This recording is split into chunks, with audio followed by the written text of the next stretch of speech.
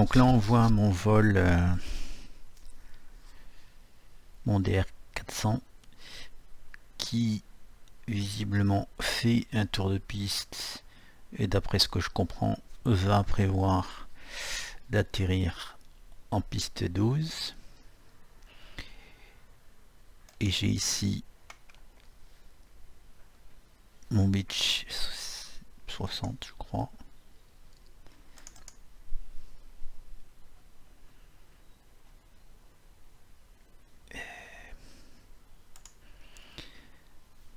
Voilà, mon Beech 60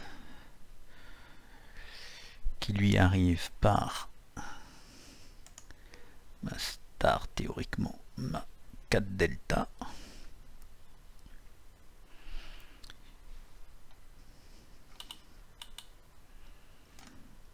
Donc là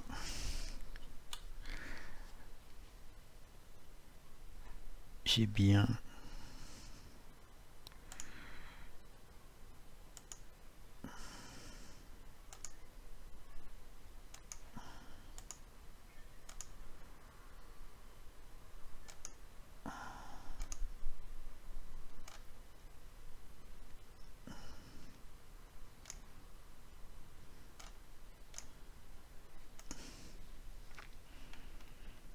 je vais enlever ma star.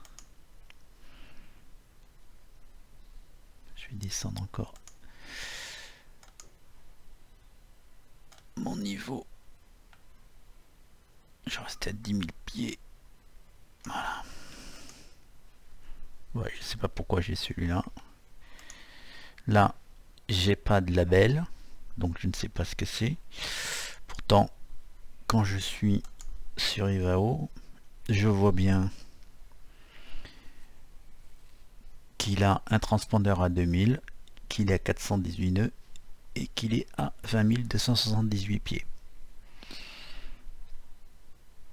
Et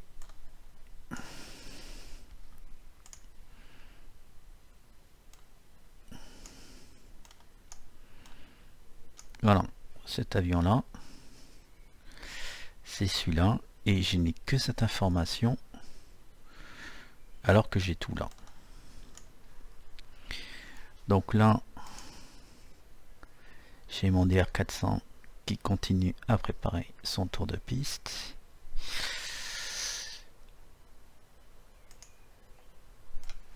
Il se trouve que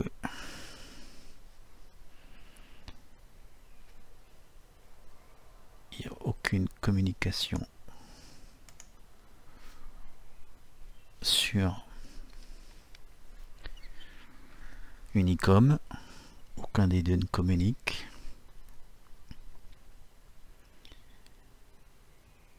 Donc mon DR400, je crois comprendre qu'il est à 1800 pieds. Là, visiblement, j'ai voilà, j'ai mon DA62 qui a mis son transpondeur qui est sur la piste.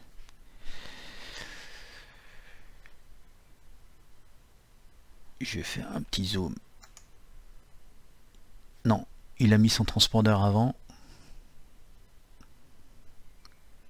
Ou il est en stand-by. Non, il est en stand-by parce qu'il est en croix. D'accord.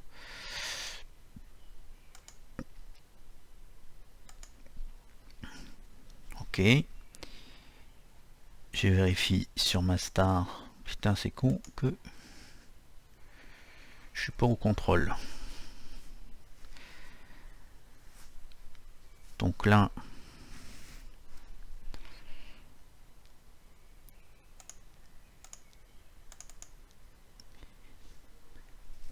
j'ai mon Juliette 33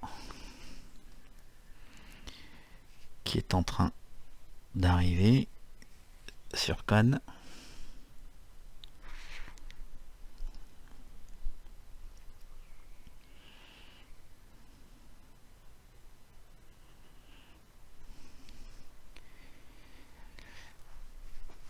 Ici, j'ai toujours mon DR400 qui est en train. Et là, celui-ci, ah, il est plus loin, il est là, il est derrière. Ok. Je reviens sur mon DR400 qui est en train de descendre à 1700 pieds, qui est à 114 nœuds.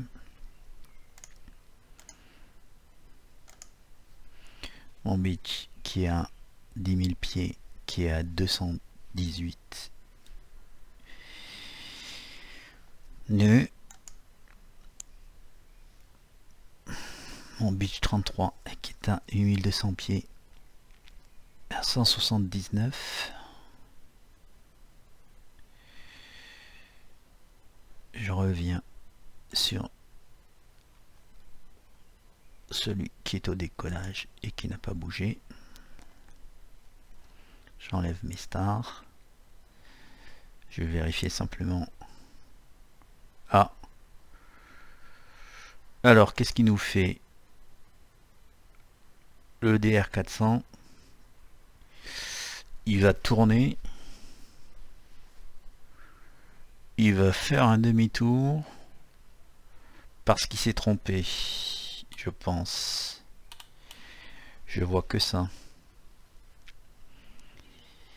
Là, il y a un signe que je ne connais pas. Mais c'est clair que il a changé de trajectoire. Ah non, c'est son ancienne trajectoire.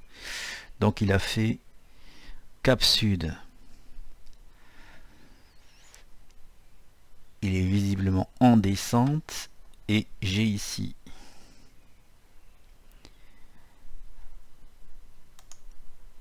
mon pitch qui est en arrivée.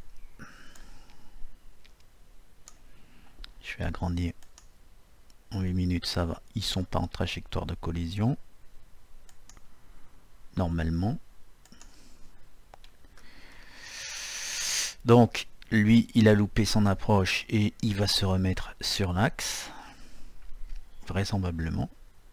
Donc là, est-ce que j'aurais pu, à partir du moment où je l'identifie, lui dire qu'il est complètement décalé de l'axe de la piste 30? Et est-ce qu'à ce moment-là, j'aurais pu lui faire un guidage?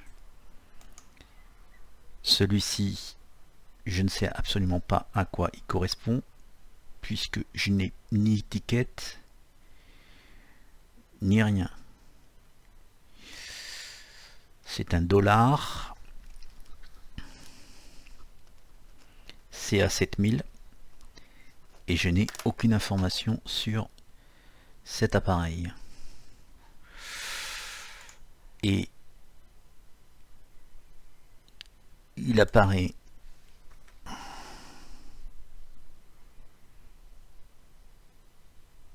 à 1983 pieds.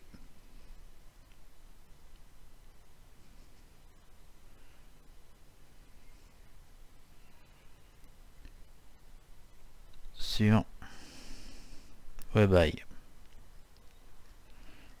Lui, il va foutre la merde. Donc, là, je réduis. Ils vont passer pas loin de l'un de l'autre. Lui, il s'est établi théoriquement sur CAN 4D. Je reviens sur mon DR400 qui est toujours à 1800 pieds. Qui va faire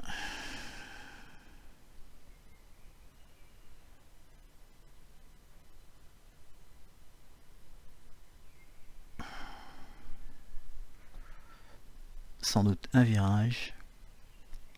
Non, on continue. Le SIAC 7000 passe rouge.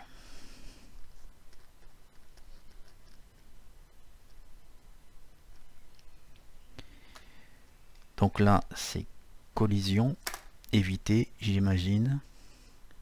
C'est A, oui, c'est pour la collision. Exactement. Donc là, il est en trajectoire de collision. C'est pour ça que les signe arrive en rouge. Pendant ce temps-là, oh putain, c'est vraiment con que je sois pas en contrôle et juste encore en observateur. Je reviens sur mon DR400 qui effectivement s'était trompé d'axe et se remet sur l'axe de l'approche. C'est là où que tout va se jouer, puisque il va se retrouver à quelques minutes. Et non, le DR400, pour une raison inconnue, repart.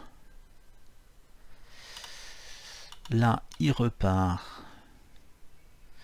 cap au nord avec une trajectoire complètement dingue et de quasi-collision avec l'appareil inconnu. Alors je ne sais pas comment on peut avertir quelqu'un pour déconnecter ce pilote qui n'est pas identifié et qui fait n'importe quoi.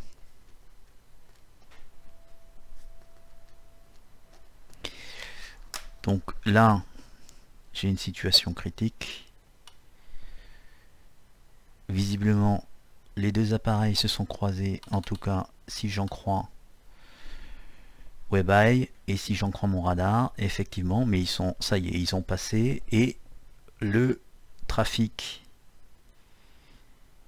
ce que je ne comprends pas, c'est que ce trafic des web a disparu de mon écran alors qu'il apparaît encore sur WebEye. Pour une raison inconnue, le DR400 continue sa trajectoire au nord, alors qu'il est annoncé LFRG. Mais il est annoncé LFRG à 13h29. Est-ce qu'il fait des tours juste en attendant 13h29 pour se poser en même temps que l'autre? C'est possible.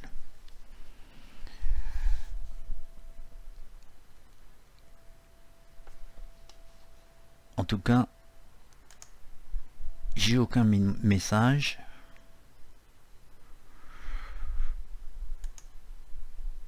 L'avion ici reste toujours, apparemment, il n'a pas bougé. J'enlève ma star.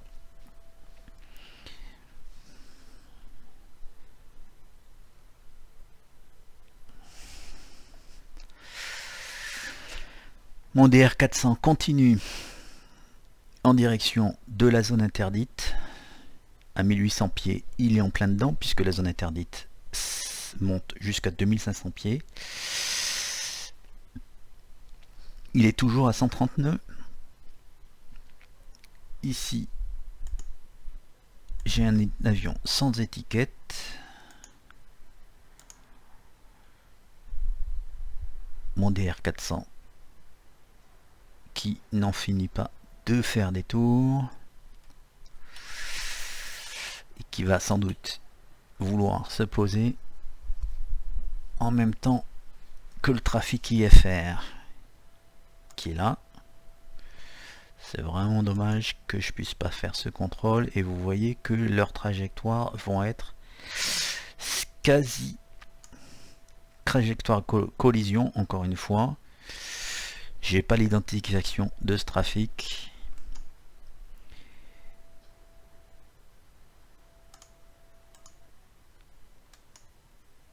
J'ai rien, j'ai pas de route, j'ai pas d'information. Je sais simplement que c'est un 346 et c'est tout. Mes deux avions, vous voyez que les trajectoires sont extrêmement concordantes. Mon DR400 est à 1900 pieds, il est à 100 nœuds. Et mon Beechcraft est à 4300 pieds en descente à 160 nœuds.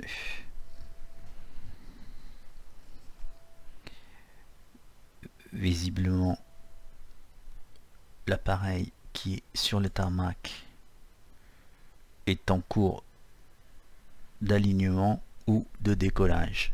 Mais personne ne s'est signalé sur la fréquence. En l'occurrence, il est en train de monter. Mon DR400 a une trajectoire de collision évidente avec... C'est assez incroyable.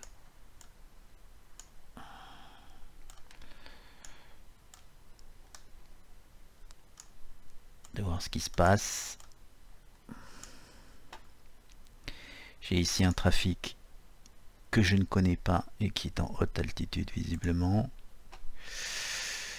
J'ai mon trafic ici qui n'a pas mis son transpondeur en marche. Celui-ci qui visiblement a décidé de jouer au cow-boy et qui se rapproche dangereusement de mon beach. Je zoome pour être encore plus précis. J'ai cet avion qui est en haute altitude. Vérification.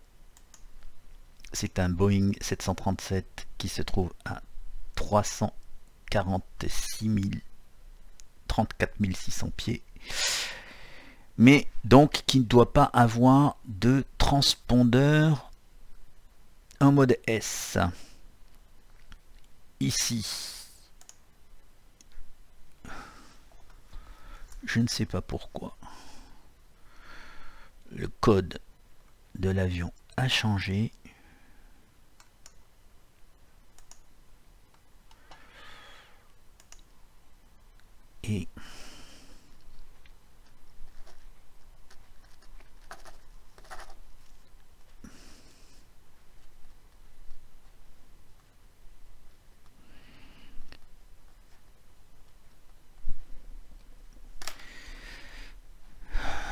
Et je ne comprends pas pourquoi il a ces informations. Il a une information 0 avec égal 18. Celui-ci a bien décollé, mais il n'a pas mis son transpondeur. J'imagine. C'est une situation qui est quand même extrêmement conflictuelle.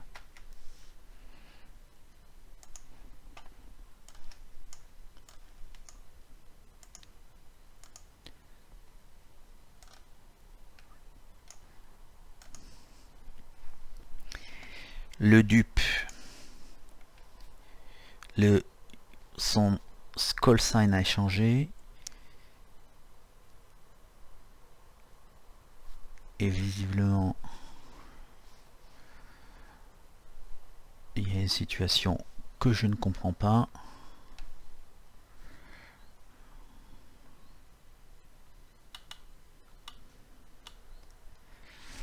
Pourquoi il est en 00 et avec un indicatif qui n'est pas le sien? Personne ne semble se parler sur Unicom. Et je confirme que l'aérodrome n'est pas contrôlé.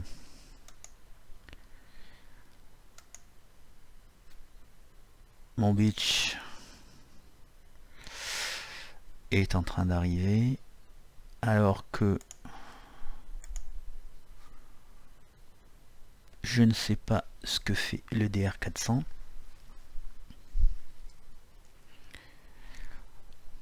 Mon avion au départ est bien en train de partir. Je regarde son flyplan. Il est en IFR. Je vérifie qu'il est sur sa SID. Pas encore.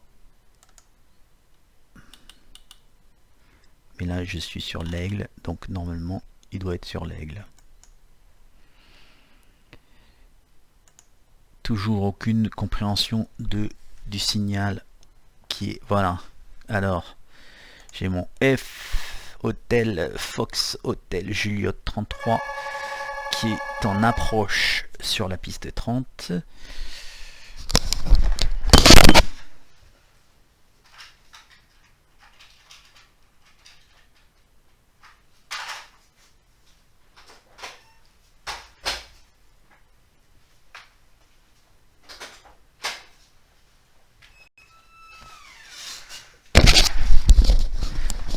Donc celui-ci est sur sa seed, ou en tout cas va rejoindre sa seed. Celui-ci est réapparu. Pourquoi? Son call sign a changé. Et là maintenant, il est réidentifié.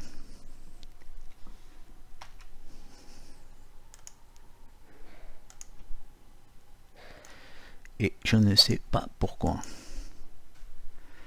Voilà. Il a un deuxième, son call sign. Il est à 1600 pieds. Celui-ci est à 8400, celui-ci est à 5000. Donc ils ne sont pas en trajectoire de collision. Par contre,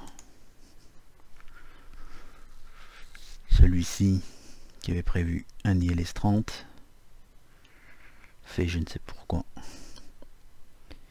Donc celui-ci est en approche finale. 1400 et à 63 nœuds. Et visiblement va se préparer à se poser. Il est là, il est en approche finale. Ensuite, nous sommes. Il a une vitesse réduite, 1200 pieds à 60 nœuds.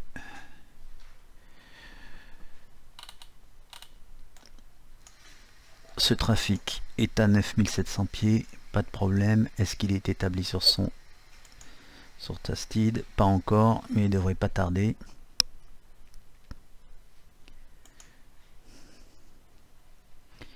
Je passe en vue locale. Et le GX est en approche finale.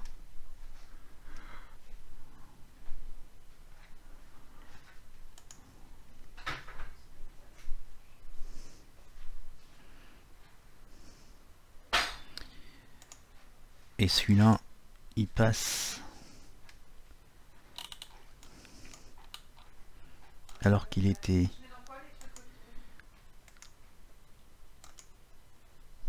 Pourquoi il passe comme ça?